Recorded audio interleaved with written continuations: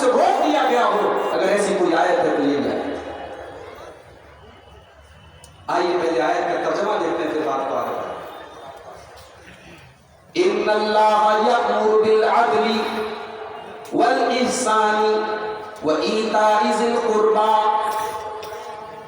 وينهى عن الفحشاء والمنكر والبغي يعظكم لعلكم تذكرون۔ اللہ تعالیٰ تم کو 3 باتوں کا حکم دیتا ہے۔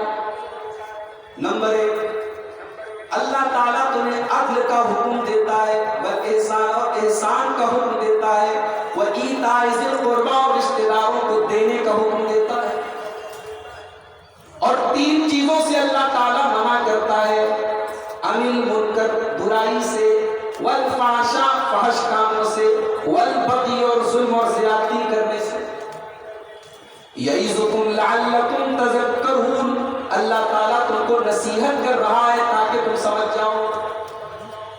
گویا اس آیت میں اللہ تعالیٰ نے نصیحت کی ہے۔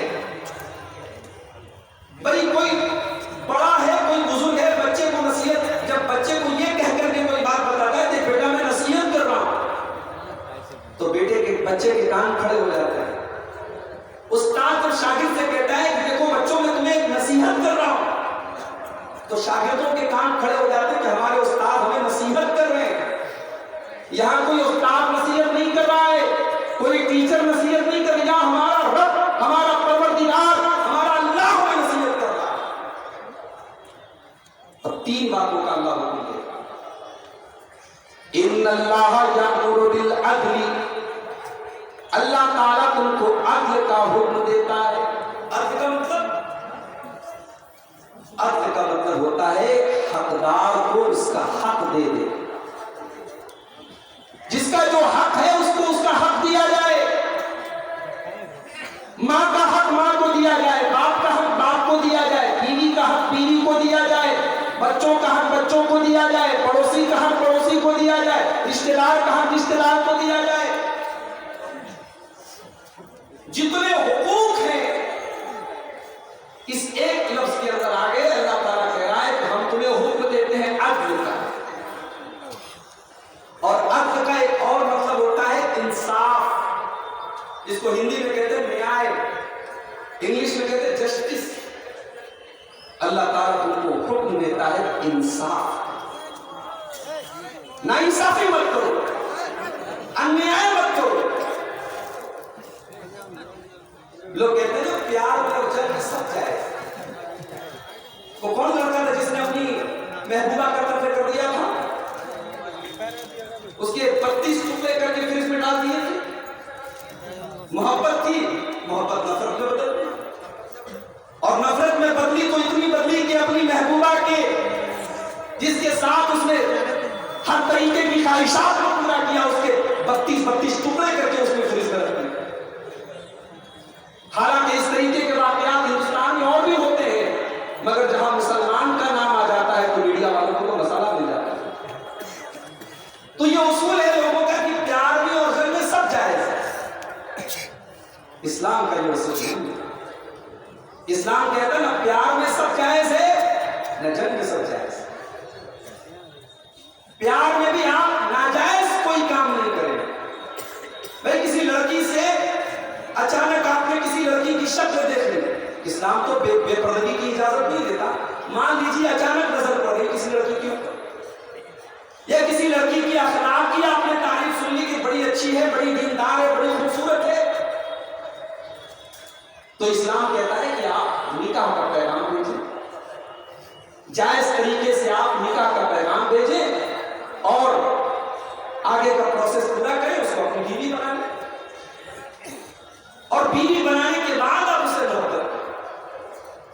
اسلام لو میرج کی تعلیم نہیں دیتا، اسلام لو آفٹر میرج کی تعلیم دیتا۔ اسلام کا یہ اصول نہیں ہے پہلے محبت کرو پھر شادی کرو۔ اسلام کا اصول ہے شادی کرو اور پھر بے تحاشا محبت کرو۔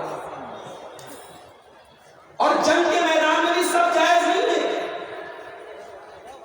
دشمن کے ساتھ بھی آپ کو ناانصافی نہیں کرنا۔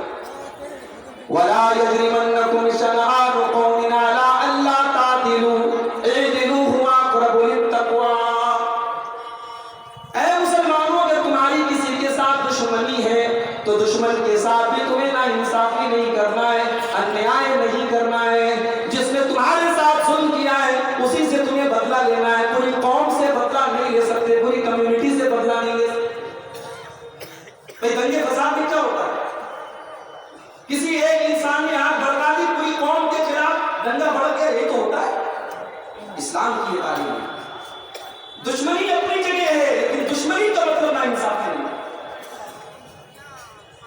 اسلام تو وہ دین ہے.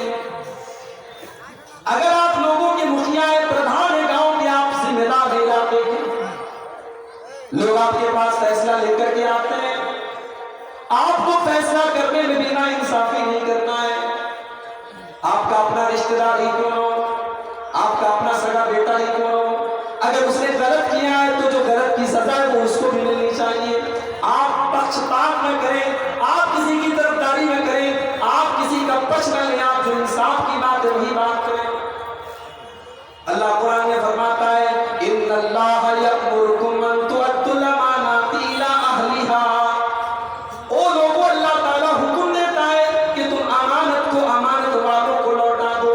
وَإِذَا حَكَمْتُمْ بَيْنَ النَّاسِ أَن تَحْكُمُوا بِالْعَدْلِ. اور جب تم لوگوں کے درمیان فیصلہ کرو تو انصاف کے ساتھ فیصلہ کرو.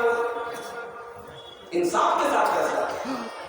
یہ نہیں کہ کسی نے چائے پلا دی تو اس کے حق میں بول دیا، کسی نے ٹیبل کے نیچے پیسہ دے دیا تو اس کا پچ لے لیا. نہیں، انصاف کی بات ہے. اسلام کی نظر میں انصاف کی ویلو اتنی زیادہ ہے. کل قیامت کا دن ہوگا، سورج 1 میل کی دوری پر ہوگا، لوگ گرمی سے اور دھوپ سے بے حال ہوں گے. اللہ تبارک و تعالیٰ اپنے کچھ اسپیشل بندوں کو اپنی عرش کا سایہ دے گا. ان اسپیشل بندوں میں اللہ کے نبی فرماتے ہیں سب سے پہلا انسان کون ہوگا؟ امام عادل، جو انصاف کرنے والا امام ہوگا. امام کا مطلب یہاں مسجد کا امام نہیں ہے، مسلح نماز پڑھانے والا امام نہیں ہے. امام کا مطلب جو لوگوں کا حاکم ہو، جو لوگوں کا ذمہ دار ہو، وہ انصاف کرے گا تو قیامت کے دن اللہ تعالیٰ عرش کا سایہ. اللہ کے نبی فرماتے ہیں ان المقسطین علی منابر من نور من یمین اللہ. انصاف کرنے والے کل قیامت کے دن نور کے منبر پر ہوں گے. آپ نے لکڑی کا منبر دیکھا ہوگا، آپ نے پتھر کا منبر دیکھا ہوگا، لیکن انصاف کرنے والوں کو اللہ تعالیٰ قیامت کے دن نور کے منبروں پر جلا دے گا. اور جب آپ انصاف کیا یہ تو سن لو کام کھول سے. انصاف زندگی کے ہر ڈپارٹمنٹ میں. آپ باپ ہیں، 5 بیٹے آپ کے، ایک بیٹا آپ کو زیادہ محبوب ہے اور وہ اچھا بھی ہے، نیک بھی ہے، دیندار بھی، آپ کی باتیں نہیں مانتا ہے. ایک بیٹا تھوڑا نافرمان ہے، آپ کی باتیں کم سنتا ہے، دینداری اس کے اندر تھوڑی کم ہے. لیکن اگر آپ نے جائیداد کا بٹوارا کیا، آپ نے جائیداد کو تقسیم کیا اور ایک لڑکے کو آپ نے زیادہ دے دیا، ایک لڑکے کو کم دے دیا، تو یہ بھی بہت بڑی ناانصافی ہے اور اللہ تعالیٰ اس کو معاف نہیں کرے گا. آپ نے صرف بیٹوں کو جائیداد دے دی، بیٹیوں کو محروم کر دیا، یہ بھی ناانصافی ہے. نبی اکرم کے پاس ایک صحابی آتے ہیں، صحابی کا نام ہے حضرت بشیر رضی اللہ تعالیٰ. اے اللہ کے نبی، میں اپنے بیٹے نعمان کو ایک زمین دینا چاہتا ہوں اور میں اس زمین کے ہبہ کے اوپر آپ کو گواہ بنانا چاہتا ہوں. آپ نے پوچھا ہے بشیر کیا تمہارے اور بھی بچے ہیں؟ ہاں اللہ کے نبی اور بھی بچے ہیں.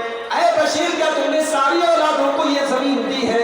نہیں ہے اللہ کے نبی، میں نے سب کو نہیں دی ہے. آپ نے فرمایا فلا اشہد علی جوری، یہ ظلم ہے اور میں ظلم کے اوپر گواہی نہیں دے سکتا. اتقوا اللہ وعدلوا بین اولادکم، او لوگوں اللہ سے ڈرو اور اپنی اولاد کے درمیان انصاف کرو. انصاف کی ہے. نبی اکرم کے دور میں ایک عورت چوری کرتی ہے. عورت کا تعلق بہت بڑے خاندان سے، بنو مخزوم سے ہے. یہ بنو مخزوم کون سا خاندان ہے؟ یہ ابو جہل کا خاندان ہے، یہ خالد بن ولید کا خاندان ہے، یہ بہت بڑا خاندان ہے مکے کا. عورت نے چوری کر لی، پکڑی گئی. اسلام میں چوری کی سزا ہاتھ کا کاٹ دینا ہے. نبی اکرم کی عدالت میں کیس آیا، آپ نے کہا ہاتھ کاٹا جائے گا، اللہ کا قانون ہے، اللہ کا حکم ہے. خاندان والے پریشان، ہمارے خاندان کی تو نہ کر جائے. لیکن ہمت نہیں ہے کہ اللہ کے نبی کے سامنے جا کر کے ہم کیسے اپنی بات کو رکھیں. لوگوں نے حضرت اسامہ بن زید کو پکڑا، وہ اللہ کے نبی کے بڑے چہرے تھے. اے اسامہ، آپ سے تو اللہ کے نبی بہت محبت کرتے ہیں، آپ ہمارا چھوٹا سا کام کر دیں. اس عورت کا ہاتھ نہ کاٹا جائے، کچھ لے دے کر کے معاملہ رفع دفع کر دیا جائے. سفارش کر دیجیے. بخاری کے الفاظ ہیں اسامہ اللہ کے نبی کے پاس آتے ہیں اور اس عورت کے بارے میں سفارش کرتے ہیں کہ اللہ کے نبی اس کا ہاتھ نہ کاٹا جائے, کوئی اور سزا نہ دی جائے. اللہ کے پیارے نبی کا چہرہ غصے سے لال ہو گیا.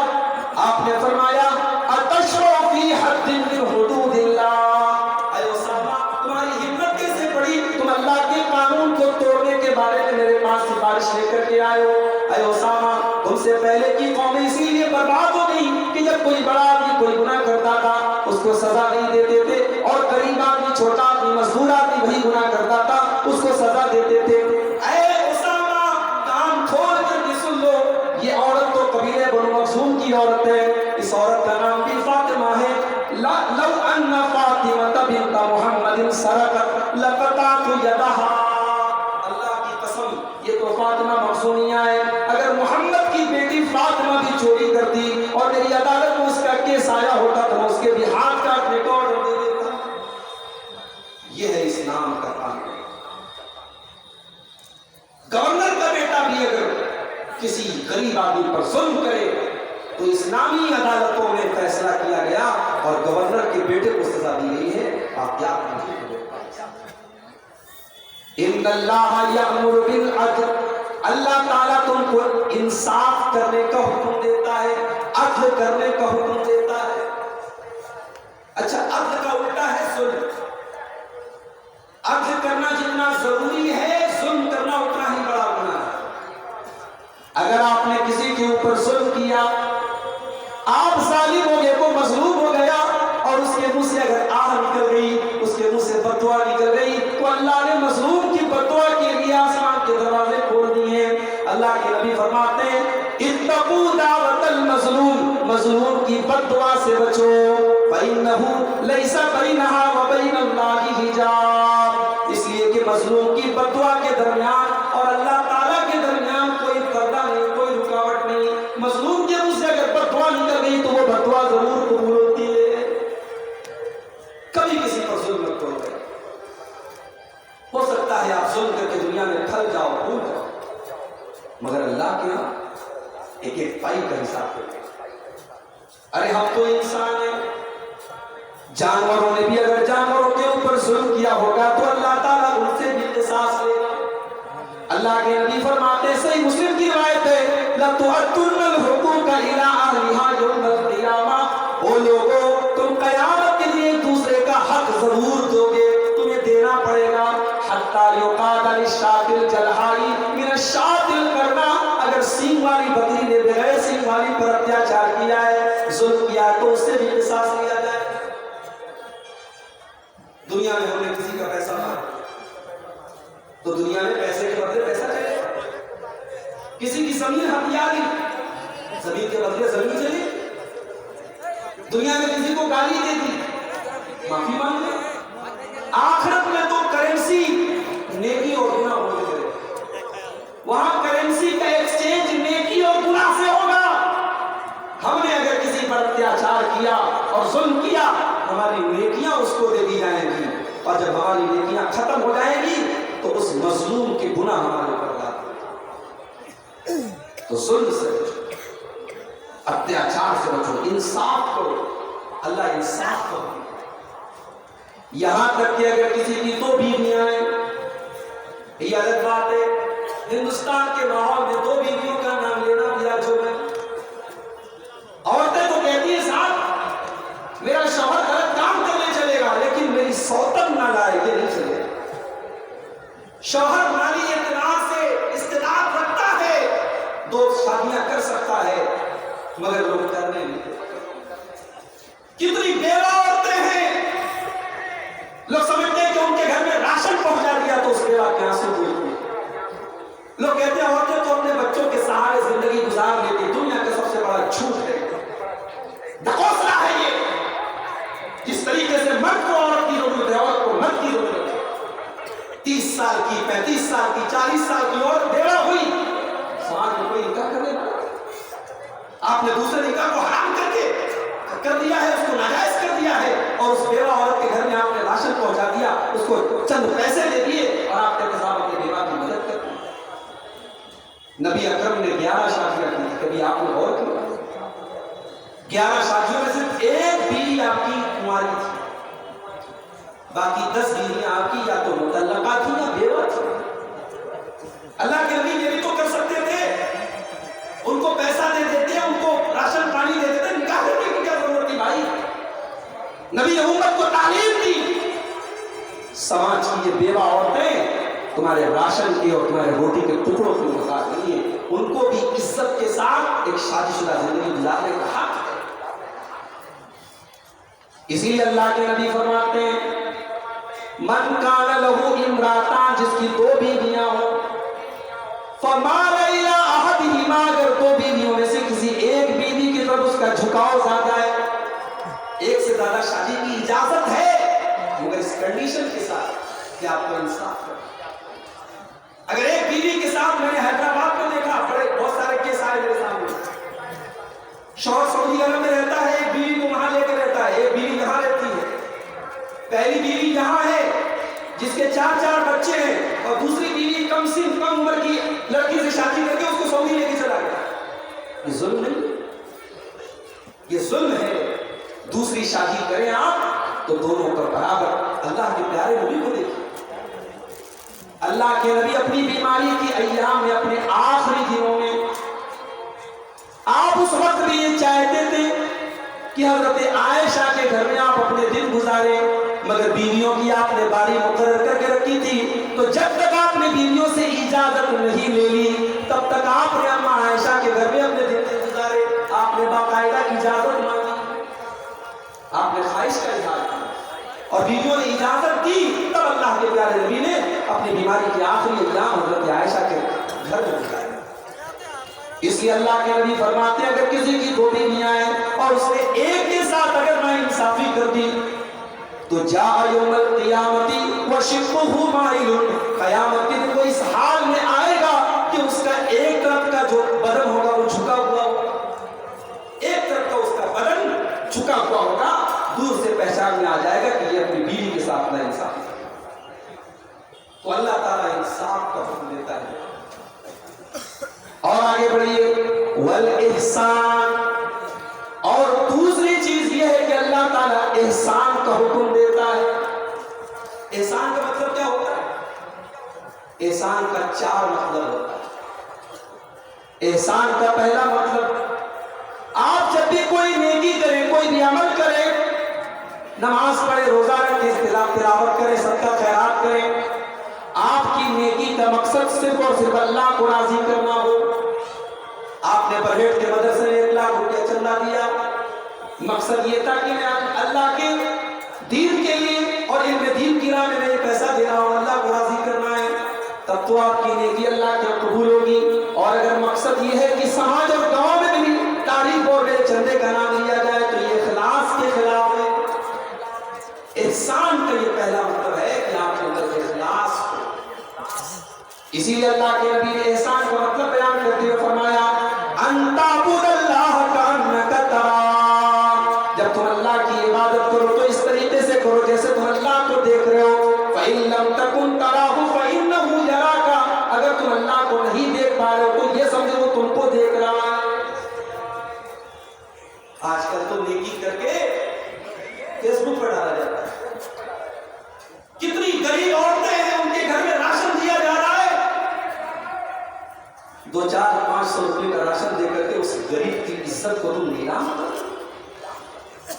بھائی ایک ضرورت ہوتی ہے، چلو باہر سے کوئی فنڈ آیا تو اس کو ایک فوٹو کھینچ کر کے جس نے ڈونیٹ کیا ہے ڈونر کو فوٹو دے دیا گیا، تو وہ تو ضرورت سمجھ نہیں آتی ہے کہ چاپا کل لگایا گیا، ہینڈ پمپ لگایا گیا، مسجد بنوائی گئی، مدرسہ بنوایا گیا، اس کا فوٹو لیا گیا۔ حالانکہ اس میں بھی بڑا گھپلہ ہو رہا ہے، سنا کہ ایک ہینڈ پمپ پر 10 بار پرنٹ ہو رہا ہے، ایک بار گرین، ایک بار ریڈ، ایک بار بلو، ایک ہینڈ پمپ کا 10 بار پیسہ بن گیا۔ اللہ رحمت۔ لیکن آپ کسی غریب کی مدد کر کے اس کا فوٹو لے کر کے فیس بک پر ڈال رہے ہیں، یوٹیوب پر ڈال رہے ہیں، اس غریب کی عزت کو نیلام کر رہے ہیں، یہ مناسب نہیں ہے۔ احسان یہ ہے کہ تم اللہ کی عبادت اس طریقے سے کرو جیسے تم اللہ کو دیکھ رہے ہو۔ اور احسان کا دوسرا مطلب یہ ہے کہ آپ سب سب کے ساتھ بھلائی کریں. سب سے پہلے تو آپ اپنے نفس کے اوپر بھلائی کریں, اپنی ذات کے اوپر بھلائی کریں. آپ گناہوں سے بچیں. جب ایک انسان گناہ کرتا ہے, اپنے نفس کے اوپر ظلم کرتا ہے, اتیاچار کرتا ہے. اسی لیے ہمارے باپ آدم نے, ہماری ماں حوا نے, جب ان سے غلطی ہوئی تھی, انہوں نے جو دعا کی تھی, کیا دعا کی تھی؟ ربنا ظلمنا انفسنا وان لم تغفر لنا وترحمنا لنكونن من الخاسرین. اے ہمارے پروردگار, ہم نے اپنی جان کے اوپر ظلم کیا ہے, اور اگر تو نے نہیں بخشا, تو نے رحم نہیں کیا, تو ہم خسارہ اٹھانے والوں میں سے ہو جائیں. تو سب سے پہلے اپنی جان پر آپ احسان کیجیے. او گٹکھا کھانے والے میرے نوجوان ساتھیوں, او شراب پینے والے میرے بھائیوں, او تمباکو کا استعمال کرنے والے میرے بھائیوں, اپنی جان پر ترس کھاؤ اور اپنے آپ کو ہلاکت میں نہ ڈالو. وَلَا تُلْقُوا بِأَيْدِيكُمْ إِلَى التَّهْلُكَةِ, اپنے آپ کو ہلاکت میں نہ ڈالو, خودکشی نہ کرو, سوسائڈ نہ کرو. اسلام میں سوسائڈ کیوں ہو رہا ہے؟ یہ زندگی ہماری اپنی نہیں, یہ اللہ کی امانت. ہمیں کوئی حق نہیں پہنچتا کہ ہم سوسائڈ کریں. جب ہماری موت لکھی ہوگی, اللہ موت دے گا, ہم سوسائڈ کر کے اپنے آپ کو, اپنی زندگی کو ختم کریں, یہ رائٹ ہوگا. سب سے پہلے اپنے ساتھ آپ احسان کریں, اس کے بعد اپنے ماں باپ کے ساتھ, اپنے رشتہ داروں کے ساتھ. سورہ نساء کی آیت نمبر 36 کو پڑھیں. وَاعْبُدُوا اللَّهَ وَلَا تُشْرِكُوا بِهِ شَيْئًا, اللہ کی عبادت کرو اور اللہ کے ساتھ کسی کو شریک نہ کرو. وَبِالْوَالِدَيْنِ إِحْسَانًا, اور اپنے والدین کے ساتھ احسان کرو. وَبِذِي الْقُرْبَىٰ, رشتہ داروں کے ساتھ احسان کرو. وَالْيَتَامَىٰ, یتیموں کے ساتھ احسان کرو. وَالْجَارِ ذِي الْقُرْبَىٰ, اور اپنے پڑوسی کے ساتھ بھی احسان کرو. وَالْجَارِ الْجُنُوبِ, اور پڑوسی اگر اپنا رشتہ دار ہے تب بھی احسان کرو, اور پڑوسی اگر غیر ہے تب بھی اس کے ساتھ احسان کرو. وَالصَّاحِبِ بِالْجَنبِ, اور اپنے سفر کے ساتھی کے ساتھ بھی بھلائی کرو. ٹرین میں سفر کر رہے ہیں, ابھی آج میں بنارس سے پٹنہ تک کھڑا ہو کر کے ہولی کا موقع تھا, ٹرین میں رش اور ٹوپی لگائے, وہ کرتا پہنوں, ایسے ہی آج کل ٹوپی والوں نے کرتا والوں کو یہ جنوں کو چکا ہے. سیٹ پر جگہ ہے, ایک ایک سیٹ پر 5 لوگ بیٹھے ہیں, مگر مولوی صاحب ہیں, ان کو نہیں بیٹھنے دیا. ہمارا اپنا معاملہ یہ ہوتا ہے الحمدللہ, جو کوئی تعریف کی بات نہیں ہے. اگر ہماری سیٹ پر کوئی, اگر میں سویا نہیں ہوں, بیٹھا ہوں, کوئی آ کر کے بیٹھنا چاہے, کوئی دقت کی بات نہیں. ہمیں یہ گنجائش کرنی چاہیے. فلائٹ میں سفر کر رہے ہو, ٹرین میں سفر کر رہے ہو, آپ دوسروں کے لیے بھلائی کیجیے, اسلام کی تعلیم ہے. وَالصَّاحِبِ بِالْجَنبِ, اپنے سفر کے ساتھی کے ساتھ تم بھلائی کرو. وَابْنِ السَّبِيلِ, اور مسافروں کے ساتھ تم بھلائی کرو. وَمَا مَلَكَتْ أَيْمَانُكُمْ, اور اپنے نوکروں, اپنے لونڈیوں, اپنے غلاموں کے ساتھ بھلائی کرو. اسلام سب کے ساتھ بھلائی کرو.